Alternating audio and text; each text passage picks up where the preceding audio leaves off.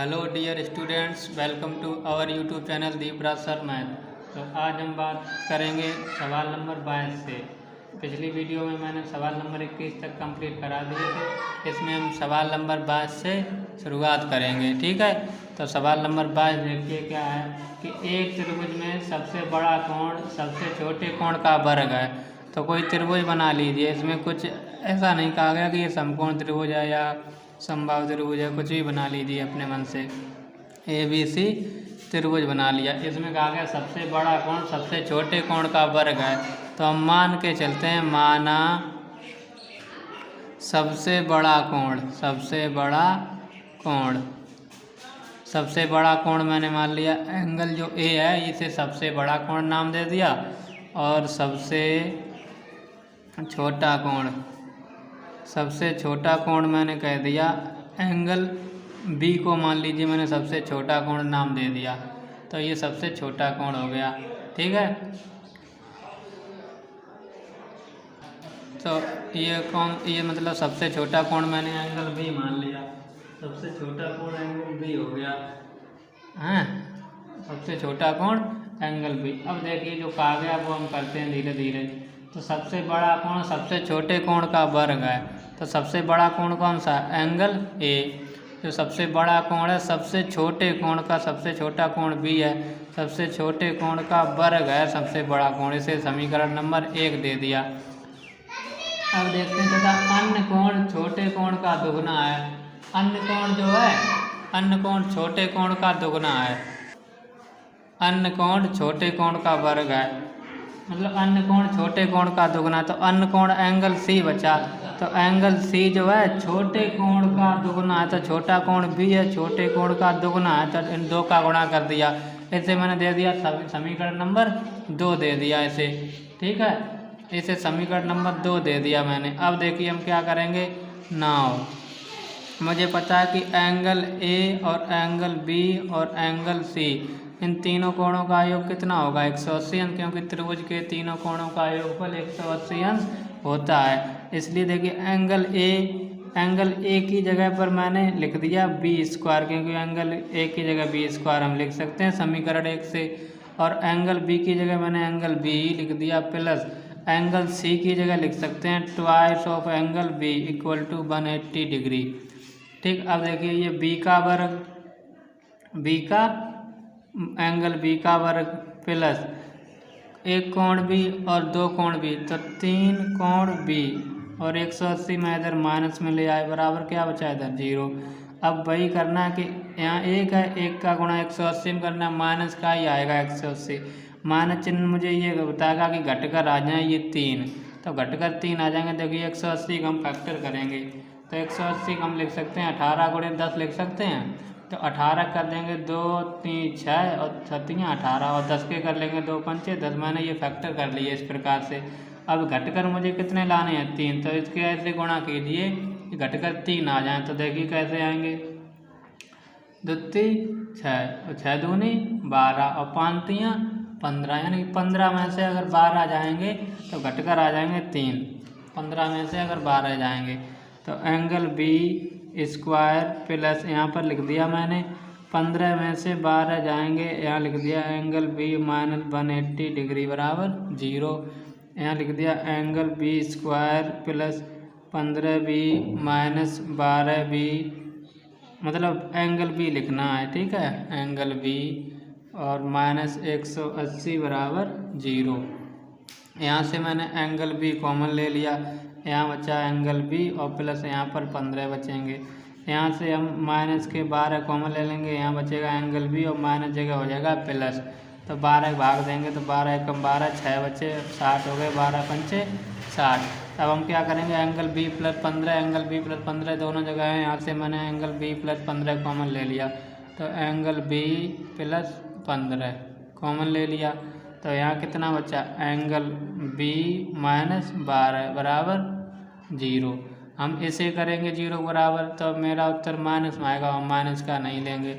और इसे अगर 0 बराबर करेंगे तो ये क्या आ जाएगा, एंगल B आ जाएगा +12। तो एंगल B +12 आ जाएगा। सवाल में पूछा गया है कि त्रिभुज का सबसे बड़ा कोण ज्ञात कीजिए। तो सबसे बड़ा कोण मैंने ए माना है, सबसे बड़ा कोण ए माना है। पहली बात हम मुझे ए निकालना पड़ेगा। तो समीकरण 1 से देखते हैं, समीकरण 1 से देखते हैं। समीकरण 1 देखिए क्या है, angle A equal to angle B square, यही तो है। तो देखिए angle A equal to B की जगह मैंने 15 लिख दिया, मतलब 12 लिख दिया, तो 12 का वर्ग। तो एंगल ए कितना आ गया, 12 वर्ग 144 डिग्री आ गया, ठीक है। तो एंगल ए मैंने कितना निकाल लिया, 144 डिग्री। तो पूछा गया सबसे बड़ा कोण ज्ञात कीजिए। तो सबसे बड़ा कोण मैंने ए माना है, तो इसलिए लिख दीजिए सबसे बड़ा कोण, सबसे बड़ा कोण, सबसे बड़ा कोण कौन सा है, एंगल ए माना है, तो एंगल ए आ गया 144 डिग्री, ठीक। तो सवाल नंबर 22वां भी लग गया है। इस पर आप देखते हैं सवाल नंबर 23।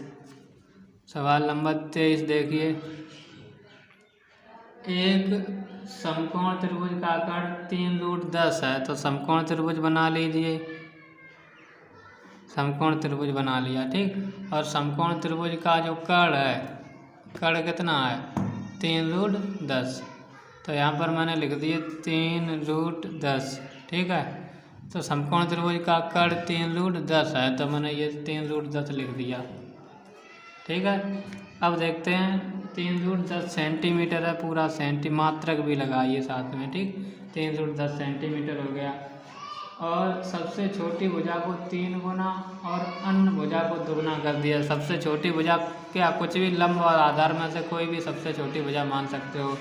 तो सबसे छोटी भुजा का 3 गुना और सबसे अन्य भुजा का 2 गुना कर दिया, तो कर्ण आ जाता है 9√5।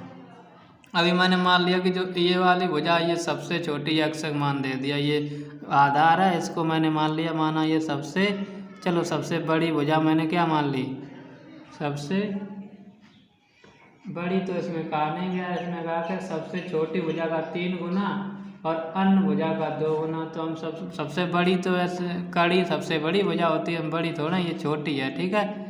तो ये कौन सी है, छोटी। ये सबसे छोटी भुजा मैंने मान ली x है, और अन्य भुजा ये वाली मैंने मान ली 22 सेंटीमीटर है, ठीक है। ये भी सेंटीमीटर है। अब इधर देखिए, जैसे हम लगाएंगे इसमें प्रॉपर्टी लगाएंगे पाइथागोरस प्रमेय वाली की, कर्ण का वर्ग बराबर लंब का वर्ग प्लस आधार का, कर्ण का वर्ग बराबर लंब का वर्ग प्लस आधार का वर्ग, कर्ण का वर्ग बराबर लंब का वर्ग प्लस आधार का वर्ग। तो कर्ण देखिए कितना है, 3√10 का वर्ग बराबर लंब देखिए कितना है, 22 का वर्ग प्लस आधार क्या है, x का वर्ग। जब इसका वर्ग करेंगे 3 का वर्ग 9 और √10 का वर्ग 10 ही आएगा। तो यहाँ पर क्या आ जाएगा, x² प्लस y²। आगे पीछे लिख दिया, कोई दिक्कत नहीं इसमें। तो 90 आ गया, यानी कि x² प्लस y² बराबर कितना आ गया, 90। इसे मैंने समीकरण नंबर 1 दे दिया, ठीक है। अब हम देखते हैं जो दूसरी कंडीशन दी गई है कि सबसे छोटी भुजा को 3 गुना कर दिया जाए। तो सबसे छोटी भुजा देखो, सबसे छोटी भुजा अब कितनी हो जाएगी, सबसे छोटी भुजा अब देखिए कितनी हो जाएगी, सबसे छोटी भुजा अब कितनी हो जाएगी जब 3 गुना कर दिया गया है। जब 3 गुना, अभी देखिए सबसे छोटी भुजा x है, तो अब हो जाएगी 3 गुना करेंगे तो 3x सेंटीमीटर हो जाएगी। और अन्य भुजा को दुगना, तो अन्य भुजा ये वाली है, तो अन्य भुजा कितनी हो जाएगी, अन्य भुजा नई, अब देखिए अब नई अन्य भुजा अब देखिए इस समय, ठीक है। तो अन्य भुजा दुगनी कर दी गई, दुगनी कर दी गई, तो अन्य भुजा 22 थी, ये हो गई 2y सेंटीमीटर। तब बताया कि कर्ण अब कितना हो जाता है, अब कर्ण हो गया, जैसे ये बात मैंने कर दी, तो अब कर्ण हो गया 9√5 सेंटीमीटर। तो त्रिभुज की प्रत्येक भुजा ज्ञात करनी, मतलब x y ज्ञात हो जाए, कर्ण तो पता ही थी, ठीक। इसमें कर्ण का वर्ग बराबर लंब का वर्ग प्लस आधार का वर्ग लगा दीजिए। तो कर्ण है 9√5 का होल स्क्वायर बराबर, ऐसे ही लंब का वर्ग, मतलब ये 3x का वर्ग मान लिया और ये 2y का वर्ग मान लिया। अब इधर देखिए, 9 का वर्ग 81, √5 का वर्ग 5 ही बराबर 3 का वर्ग 9, फिर x², 2 का वर्ग 4 और y², ठीक है। अब देखिए 5 एकम 5, 5 अट्ठे 40 बराबर 9x² प्लस 4y²। ठीक है, अब देखिए हम यहाँ से कुछ देखिए, अगर हम x² का मान रखें, यहाँ से हम x² का मान निकालें तो 90 इधर यहीं और y² इधर पहुँच जाएंगे, -90 - y² आ जाएगा। तो 405 बराबर इस 9 और इस x² की जगह पर लिख दिया 90 - y²। यहाँ से लिख सकते हैं 90 - y² और प्लस 4y² की जगह यही लिख दिया। तो 405 बराबर 9 का करो 9 ने 81 - 9y², यही आ जाएगा और प्लस 4y²। तो इसमें क्या करेंगे, इसमें देखिए क्या करेंगे, इसमें अब क्या करेंगे, कुछ नहीं करेंगे, केवल देखते रहना। अब देखो उधर मैंने क्या किया, इधर 405 हैं, 810 मान लीजिए, इधर मैंने माइनस में कर लिया, इधर क्या बचा माइनस के 5y² के 9y² प्लस 4y², तो -5y² बचेंगे। इतने में से इतने घटाएंगे तो माइनस आएगा, सीधी बात, तो घटा लीजिए, 5 बचेगा और फिर कितना बचेगा 0 और 3, यही बचेगा। दोबारा देख लीजिए कितना बचेगा, 810 में से 405 घटाएंगे तो 5 बचा, 0 बचे और 405 बचेंगे, 405 और यहाँ -5y², माइनस से माइनस काट दिया, 5 से काटेंगे, 5 अट्ठे 40, 5 एकम मतलब 81 बराबर क्या आ जाएगा y² आ जाएगा। जब इधर से स्क्वायर हटेगा तो इधर चढ़ जाएगा रूट, मतलब 81 किसका वर्ग होता है 9 का, तो मैंने y का मान इस प्रकार से निकाल लिया। यही y का मान समीकरण 1 में रखेंगे तो x का मान आ जाएगा, y का मान समीकरण 1 में रखने पर, समीकरण 1 में रखने पर तो देखिए तो 90 बराबर x² प्लस y², y की जगह 9 लिख दिया और 9 का वर्ग, तो 90 बराबर x² प्लस 9 का वर्ग कितना होता है 81। ठीक है, अब देखिए x² इधर ही है और 90 अपनी जगह पर है, 81 इधर ले आए माइनस में हो गए, यहाँ बचे 9 बराबर x²। जब इधर से स्क्वायर हटेगा इधर चढ़ जाएगा रूट, ये किसका 9 किसका वर्ग होता है, तो x बराबर 3 आ जाएगा, सीधी बात। ठीक है, अब हम क्या सवाल में पूछा गया कि त्रिभुज की प्रत्येक भुजा कितनी लंबी है, तो बस ये निकालनी थी। इसलिए अगर लंब पूछ दिया जाए, लंब क्या है, लंब बाई मैंने माना है, कुछ भी कर दीजिए, प्रत्येक भुजा पूछा गया तो बाई मैंने मान निकाला है 9 सेंटीमीटर और आधार x है, आधार x सेंटीमीटर माना है तो x कितना निकल आया, x निकला 3। तो ये मैंने प्रत्येक भुजा इस प्रकार से निकाल ली त्रिभुज की। ठीक है, इस प्रकार से सवाल नंबर 23 कंप्लीट हुआ और अच्छे से छापते रहना अपनी कॉपी पर। अब सवाल नंबर 24 देखते हैं। सवाल नंबर 24 देखिए क्या है कि एक वर्गाकार बगीचे के चारों ओर 2 मीटर चौड़ा रास्ता है।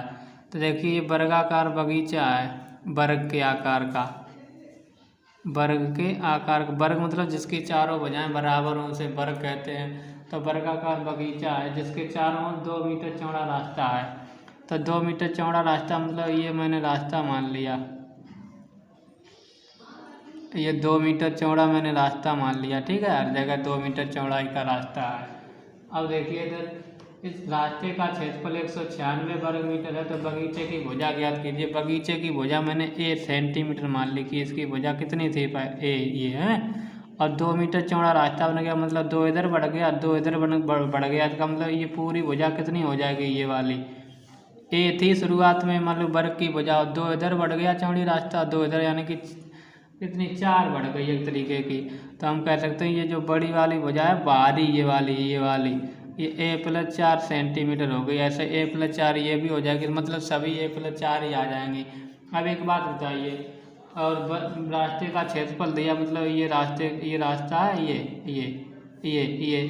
इसका क्षेत्रफल दिया है 196 वर्ग मीटर दिया है। तो देखिए हम कैसे निकालेंगे, पूरे बड़े वर्ग के क्षेत्रफल में से बड़े वर्ग के क्षेत्रफल में ये छोटा वर्ग घटा देंगे, ये छोटा, तो ये रास्ते का क्षेत्रफल आ जाएगा। हम लिखेंगे बड़े वर्ग का क्षेत्रफल, या फिर कह सकते थे रास्ते सहित बगीचे का क्षेत्रफल, वर्गाकार कुछ भी कर लीजिए। बड़े वर्ग का क्षेत्रफल में से छोटे वर्ग का क्षेत्रफल, छोटे वर्ग का क्षेत्रफल, या फिर कह सकते थे बगीचे का क्षेत्रफल है। छोटे वर्ग का क्षेत्रफल मैंने घटा देंगे तो रास्ते का क्षेत्रफल आ जाएगा, रास्ते का क्षेत्रफल।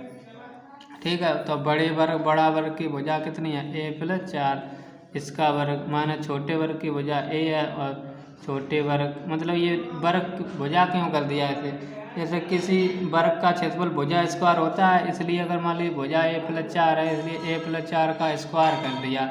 छोटे वर्ग का क्षेत्रफल क्या मतलब वर्ग का क्षेत्रफल भुजा स्क्वायर होता है तो भुजा a है और a का स्क्वायर कर दिया, बराबर रास्ते का क्षेत्रफल कितना आ गया 100, मतलब दिया गया है रास्ते का क्षेत्रफल 196। तो ये a+b का होल स्क्वायर खोल दीजिए, a² + b² + 2 × a × b और -1a² बराबर 196। ये a² है +4 का वर्ग 16, फिर 4 दूनी 8 है, और -a² बराबर 196, -a² + a² कट गए बोलो। तो फिर यहाँ बच्चा 8a बराबर इधर 196 है और 16 इधर मैंने माइनस में कर दिए, तो 8a बराबर 0, 8, 1 इतना बचा। 8 से काट देंगे तो देखिए काट दीजिए, पहले हम 4 से काट दे रहे, तो 4 दूनी 8, 4 चौको 16, 2 बचे 4 पंचे 20। अब 2 से काटेंगे, 2 दूनी 4, 2 दूनी 4, 1 बचे 10 में लगाएंगे 2 पंचे 10, तो a बराबर कितना आ जाएगा 22 पॉइंट a बराबर कितना आ जाएगा 22.5 सेंटीमीटर। ठीक है, a बराबर कितना आ जाएगा 22.5 सेंटीमीटर। मतलब हम क्या कह सकते हैं कि पूछा गया बगीचे की भुजा ज्ञात कीजिए, तो ये बगीचा था, ये भुजा a मानी थी, तो इसलिए बगीचे की भुजा बराबर कितनी आ गई 22.5 सेंटीमीटर। जो a का मान आएगा वही बगीचे की भुजा होगी। तो सवाल नंबर 24 कंप्लीट हुआ। अब देखते हैं सवाल नंबर 25 में। सवाल नंबर 25 देखिए, एक हॉल में पंक्तियों की संख्या एक पंक्ति में सीटों की संख्या के बराबर है। एक पंक्तियों की संख्या दुगनी और प्रत्येक पंक्ति से 5 सीटें कम कर दी जाए तो हॉल में सीटों की संख्या में 375 की वृद्धि हो जाती है। तो हॉल में पंक्तियों की संख्या ज्ञात कीजिए। माना हॉल में पंक्तियों की संख्या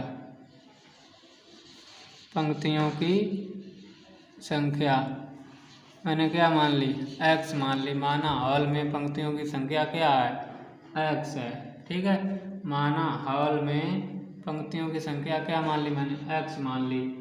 अब सवाल में कहा गया कि एक हॉल में पंक्तियों की संख्या एक पंक्ति में सीटों की संख्या बराबर है। तो जितनी पंक्तियों संख्या उतनी ही एक पंक्ति में सीटें हैं। तो एक पंक्ति में सीटों की संख्या, एक पंक्ति में सीटों की संख्या भी उतनी है, x से सीटें हैं एक पंक्ति में। ठीक है, एक पंक्ति में सीटें भी कितनी हैं x ही हैं। अब देखिए जैसे हम निकालेंगे क्या, जैसे हॉल में पंक्तियों की संख्या x, एक पंक्ति में सीटों की संख्या x मान ली। तो अगर एक पंक्ति में x लोग बैठते हैं और पंक्तियां x हैं तो टोटल सीटें इनका गुणा कर देंगे तभी आएंगी कुल सीटें कह लीजिए या कुल लोग कह लीजिए। कुल सीटें जब x × x कर देंगे तो x² आ जाएगा। ठीक है, अब देखिए सवाल में कहा गया पंक्तियों की संख्या दुगनी कर दी जाए। पंक्तियां x हैं, कितनी होंगी 2x, और प्रत्येक पंक्ति से 5 सीटें कम कर दी जाएँ। तो अभी x लोग बैठते थे एक पंक्ति में और 5 कम कर दी। अब एक पंक्ति में इतने बैठेंगे और इतनी पंक्तियां बनेंगी। तो इन पंक्तियों क्या और एक पंक्ति में सीटों की संख्या का गुणा करेंगे तो फिर क्या आ जाएगा, कुल सीटें आएंगी, कितनी सीटें होंगी। वो बोल रहे हैं कि 375 सीटें बढ़ गई। जब इस प्रकार से ऐसा किया तो 375 सीटें बढ़ गई। यहाँ पर सीटें एक्स स्क्वायर थी और यहाँ पर 375 बढ़ गई सीटें, तो 375 बढ़ गई मतलब इधर 375 बढ़ गई। सुनो मेरी बात, इधर मान लीजिए 375 सीटें, यहाँ पर कितनी थी, यहाँ पर इधर 375 सीटें बढ़ गई, तो इधर मैंने मान लिया इधर मान लिया इधर 100 सीटें थीं, इधर हो गई 475। तो यहाँ पर इसकी अपेक्षा बताइए, यहाँ पर 375 सीटें बढ़ गई, जब इधर 375 बढ़ गई तब यहाँ पर 375 जोड़ देंगे तब ये बराबर हो जाएंगे 475, ये भी हो जाएंगे और 475 ये भी हो जाएंगे। तो मैंने 375 इधर जोड़ दिए, क्योंकि इधर 375 सीटें बढ़ गई थी तो बराबर करने के लिए इधर जोड़ना पड़ेगा। अब ये हो गई बराबर, इनका गुणा कर दीजिए तो 2x² माइनस 2 पंचे 10x बराबर x² प्लस 375, तो 2x² और ये मैंने इधर माइनस कर लिए और माइनस के 10x और माइनस 375 बराबर 0। तो 2x² में से 1x² जाएगा मतलब x² बचेगा और माइनस के 10x और माइनस 375 बराबर 0। एक का गुणा इसमें करेंगे माइनस 375 में तो माइनस का आएगा, माइनस आने का मतलब है कि घटकर कितने आ जाएँ 10, तो 375 के मुझे ऐसे फैक्टर करने हैं कि 10 कर घटकर कितने आ जाएँ 10, तो 375 के हम फैक्टर कर ले रहे इधर। 5 से काट लीजिए, 5 7 35, 2 बचे 5 25, 5 एकम 5 5 25, 5 3 15, 3 एकम 3। इनके ऐसे गुणा कीजिए कि घटकर कितने आ जाए, ऐसे फैक्टर कीजिए इनके घटकर कितने आ जाएं, घटकर 10 आ जाए। तो देखिए घटकर 10 कैसे आएंगे, 5 25, 5 3 15, तो 25 में से 15 जाएंगे तो घटकर 10 आ जाएंगे। तो x² माइनस 25 में से 15 जाएंगे तो घटकर आ गए 10, माइनस 375 बराबर 0। तो x² माइनस 25x प्लस के 15x और माइनस 375 बराबर 0। x कॉमन ले लिया तो x माइनस 25 बचेगा और प्लस 15, x माइनस देखो 15 भाग दीजिए इसमें, 15 दूनी 30, 7 बचे 15 को ना 75, x माइनस 25 मैंने कॉमन ले लिया, यहाँ भी है यहाँ भी है, तो यहाँ बचे x प्लस 15 बराबर 0। इससे उत्तर माइनस में आएगा मतलब इससे प्लस का आएगा, तो हम x माइनस 25 को 0 बराबर करेंगे, x माइनस 25 को जब 0 बराबर करेंगे तो x बराबर आ जाएगा 25 के। ठीक है, तो सवाल में क्या पूछा गया है कि हाल में पंक्तियों की संख्या ज्ञात कीजिए, जो माना था वही आ गया, इसलिए हाल में पंक्तियों की संख्या, हाल में पंक्तियों की संख्या, हाल में पंक्तियों की संख्या मैंने x मानी थी, x का मान कितना आ गया 25। ठीक, इस प्रकार से सवाल नंबर 25 में इस प्रकार सवाल नंबर 25 कंप्लीट होता है। अब देखते हैं सवाल नंबर 26 में। सवाल नंबर 26 देखिए क्या है, 26 है कि एक आयताकार मैदान का क्षेत्रफल 260 वर्ग मीटर है। आयताकार मैदान है तो मैंने ये आयत के आकार का मैदान मान लिया, इसकी लंबाई को मैंने L मान लिया, चौड़ाई को B मान लिया है। ठीक है, अब देखते हैं कि इसकी लंबाई 5 मीटर कम होती है और चौड़ाई 2 मीटर अधिक होती है, तो यह मैदान वर्ग के आकार का हो जाता। चलो वो बात अलग थी। अब देखिए आयत का क्षेत्रफल क्या होता है, पहले तो ये बताइए आयत का क्षेत्रफल क्या होता है, लंबाई इंटू चौड़ाई, ये होता है आयत का क्षेत्रफल। तो आयत के क्षेत्रफल के नीचे मैंने आयत का क्षेत्रफल लिख दिया, मतलब 260 दिया है बराबर L इंटू बी, मतलब हम कह सकते हैं कि L इंटू बी कितना दिया गया 260, इसे मैंने दे दिया समीकरण नंबर 1। L इंटू बी कितना दिया गया 260, इसे दे दिया समीकरण नंबर 1। अब देखिए मुझे क्या करना है, ये इसकी लंबाई 5 मीटर कम होती तो देखिए लंबाई L थी, अगर 5 कम होती तो L माइनस 5 होती। ठीक है, और फिर कहा गया कि चौड़ाई 2 मीटर अधिक होती, चौड़ाई B थी, अब कितनी होती 4, कितनी अधिक होती 5 मीटर, क्या है चौड़ाई 2 मीटर अधिक होती, तो यहाँ पर मैंने 2 मीटर अधिक कर दिया चौड़ाई, 2 मीटर होते करीब। तो बता रहा है कि ये तो एक मैदान वर्ग बन गया। वर्ग बन गया मतलब जैसे ही लंबाई 5 मीटर कम की, चौड़ाई 2 मीटर बढ़ा दी तो वर्ग बन गया। मतलब वर्ग मतलब जिसकी सभी भुजाएं बराबर होंगी, मतलब ये भुजाएं बराबर हो गई आपस में। अब देखिए एल इधर है, बी मैंने इधर कर दिया माइनस का 2, तो इधर प्लस के थे और 5 इधर कर लिए तो प्लस के 5 हो गए। मतलब एल माइनस बी बराबर कितना आ गया 7। इसे मैंने दे दिया समीकरण नंबर 2 दे दिया, इसे समीकरण नंबर 2 दे दिया। अब देखिए हम एक सूत्र का प्रयोग करेंगे, नाम लिख लीजिए। हम सूत्र का प्रयोग करेंगे एल प्लस बी का होल स्क्वायर बराबर होता है एल माइनस बी का होल स्क्वायर प्लस 4LB होता है ये, ठीक है। तो एल प्लस बी का होल स्क्वायर बराबर एल माइनस बी कितना 7 है तो 7 का वर्ग प्लस 4 इंटू एल इंटू भी देखिए 2 से 60 है तो फिर मैंने यहाँ पर 260 रख दिया। तो एल प्लस बी का होल स्क्वायर बराबर 7 का वर्ग 49 प्लस 4 का इसमें गुणा कर दिया, 0 है मैंने 0 लगा दिया, 4 6 24, 4 दूनी 8, 4 दूनी 8 और 9 10, यही तो हो गया। तो इधर देखिए हम यहाँ पर अब करते हैं, ठीक है। तो एल प्लस बी का होल स्क्वायर बराबर आ गया ये 1089 आ जाएगा, 1089 आ जाएगा। तो फिर हम क्या करेंगे एल प्लस बी का होल स्क्वायर चढ़ा तो 1089 के मैंने मतलब इस पर लोड चढ़ जाएगा। अब देखिए 1089 किसका वर्ग होता है, तो फिर आपको क्या करना है, इसमें कुछ नहीं करना। आप जैसे हम तो बता देंगे क्या होगा, लेकिन हम करके आपको बताते हैं, ठीक है, काट कर बताते हैं। ये हम 3 से काटते हैं, 3 3 का 9, 1 बचे 18 हो गए, 3 6 18, 3 3 का 9, 3 एकम 3, 3 दूनी 6, 3 एकम। अब 11 से काट ली, 11 एकम 11, 11 एकम अब 11। मतलब यहाँ पर हम एल प्लस बी बराबर यहाँ हम कितने लिख सकते हैं, फैक्टर किए तो 3 इंटू 3 इंटू 11 इंटू 11। अब ये 3 बाहर आ जाएंगे तो एल प्लस बी कितना 3 इंटू और 11 का जोड़ा बन गया तो 11 भी बाहर। तो L plus B equal to 11 3 33। समीकरण नंबर मैंने इसे दे दिया 3, ठीक है। अब देखिए मुझे क्या हल करना है, समीकरण 3 और 2 देखिए। समीकरण 3 और 2 को हल करने पर समीकरण 2 व 3 को हल करने पर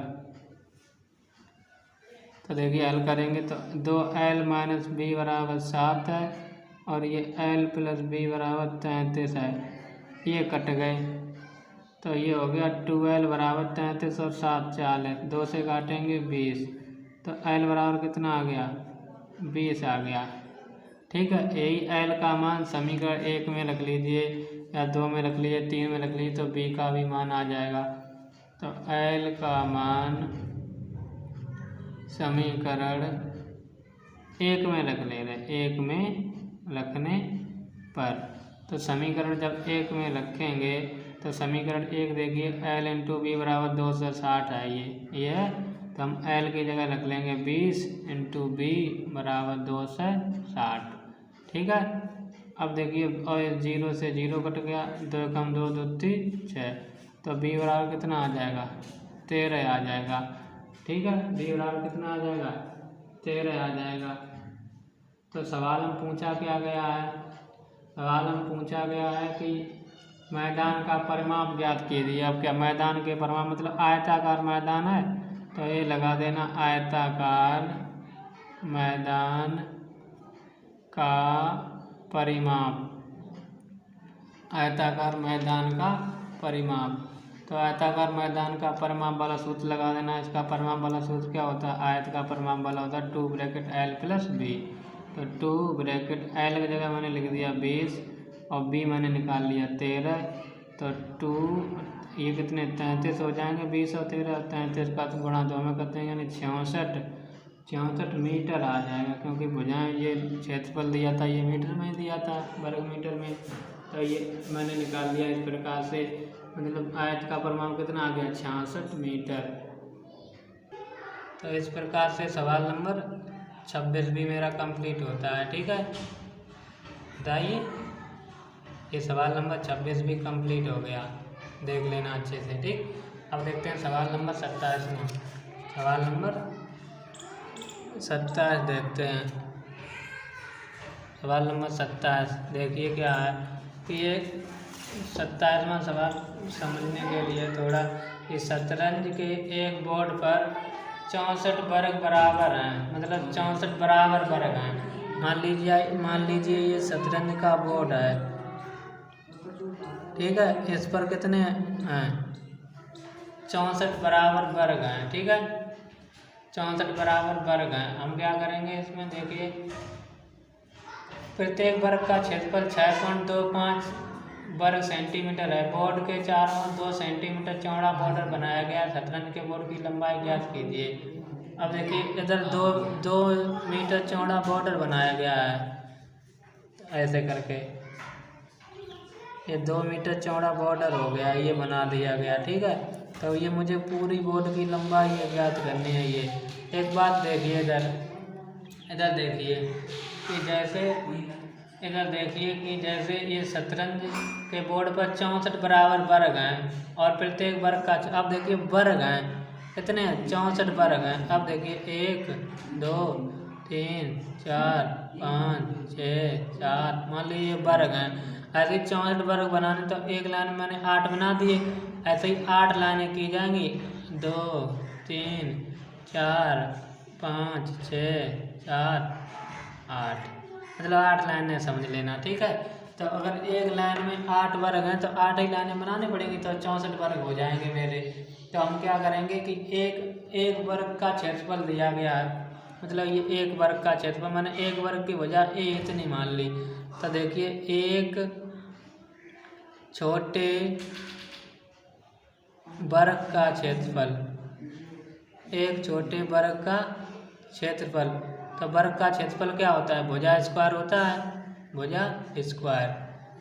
तो देखिए वर्ग का क्षेत्रफल कितना दिया गया है, 6.25, ये दिया गया। भुजा मैंने मान ली ए है, तो ए का वर्ग कर दिया मैंने, ठीक है। तो इधर से देखिए जब स्क्वायर हटेगा तो इधर क्या चढ़ जाएगा, रूट चढ़ जाएगा, रूट चढ़ जाएगा। तो यहाँ पर जब हम दशमलव हटाएंगे तो दशमलव जैसे 2 अंक तो दशमलव था, जब घटाएंगे तो बटे में 100 आ जाएंगे, बराबर क्या बचा ए।